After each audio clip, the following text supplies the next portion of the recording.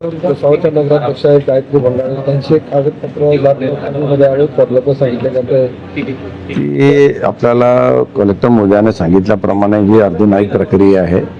Validity committee सगळ्याच ज्यांची caste certificate तिथे व्हेरिफिकेशनसाठी जातं त्याच्यात छाननी करण्यात येते आणि यांच्या बाबतीत तक्रारी पण झालेल्या होत्या. आपण ज्या कास्ट सर्टिफिकेट म्हणतो आपण त्या जातीचे आहे की नाही आहे हे सिद्ध करणं त्या व्यक्तीचं काम असतं स्वतः. तर मी एक SC म्हणून जेव्हा कास्ट सर्टिफिकेट घेतो तर व्हॅलिडिटी कमिटीकडे मी SC आहे की नाही हे सिद्ध करणं माझं काम असतं. त्या अनुषंगाने व्हॅलिडिटी कमिटीने त्यांना पुरावे मागितले होते.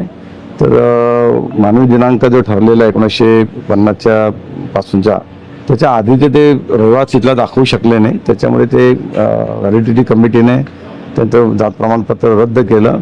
निवडणुकीच्या वोटिंगच्या आधी सांगितलं होतं जाहीर सभांमध्ये की यांना मिळालेलं कास्ट सर्टिफिकेट हे बोगस आहे, चुकीचे डॉक्युमेंट देऊन हे कास्ट सर्टिफिकेट काढलेलं आहे, हे टिकणार नाही.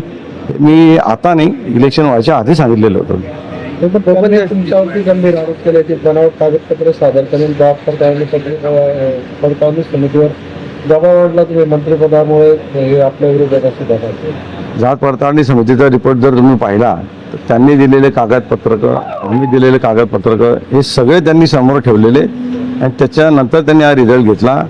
ह्या मॅडमचाच नाही, गायत्री गौड यांचाच नाही, त्यांच्या भावाच्याही व्हॅलिडिटी असंच रद्द झालेलं आहे. तेव्हा आता काही माझा संबंधही नव्हता. त्याचं चुलत भावातही त्यांनी व्हॅलिडिटी रद्द केलेली आहे, OBCची पण.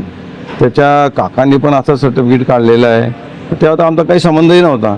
साधारणतः 2-2.5 वर्षापूर्वीचे काका माझ्याकडेच आले होते की व्हॅलिडिटी मिळत नाही आम्हाला, ती मिळवण्यासाठी मदत करा म्हणून. तेव्हा ती कागदपत्रक पाहिल्यानंतर कळलं होतं की तुम्ही इथले नाही आहे, मूळचे, त्याच्यामुळे तुम्हाला मिळणार नाही. प्रत्येक राज्याचं रिझर्वेशनचं एक क्रायटेरिया ठरलेला असो. कोणत्याच त्यांनी अनेक ज्या जाती आहे प्रत्येक राज्याच्या वेगवेगळ्या जातीला रिझर्वेशन ठेवलेलं आहे. त्या अनुषंगाने जर इथल्या रिझर्वेशनमध्ये बाहेर राज्यातले जर रिझर्वेशनचे जर आलं तरी मला वाटतं प्रथा चुकीची पडेल. नुसतं SC साठीचाच प्रॉब्लेम नाही, ST आहे, OBC आहे, VJNT सगळीकडे असं वाढत जाईल. म्हणून ज्याच्या राज्यामध्ये ज्याने त्याने जे ठरवून दिलेलं आहे तिथेच त्यांना सर्टिफिकेट मिळतं आणि ते आतापर्यंत असंच चालू. तोपर्यंत ते समितीने ते अवैध ठरवल्यामुळे आता ती जागा त्यांना अपात्र करण्याची मागणी आपल्याकडून केली जाणार आहे का? ऑटोमॅटिकच अपात्र होतील. ते प्रोव्हिजनच तशी आहे की कलेक्टरांना एकदा ते विषय कळल्यानंतर ते शासनाला कळवतात आणि शासनाकडनं मग तसं नोटिफिकेशन लागतं. पुन्हा निवडणूक देण्याचं वाटतं जर अपात्र झालं तर? हो, 100% निवडणूक होईल पुन्हा.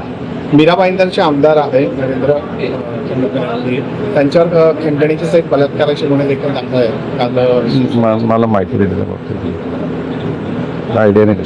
पुन्हा निवडणूक झाली तर आपल्या पत्नीचे या ठिकाणी अजून तसं काही ठरवलेलं नाही आहे. तसं पक्षाचा आदेश आहे, पक्षाच्या नेत्यांशी बोलून त्याच्यानंतर कोणाला द्यायचं काय द्यायचं पक्ष ठरवेल.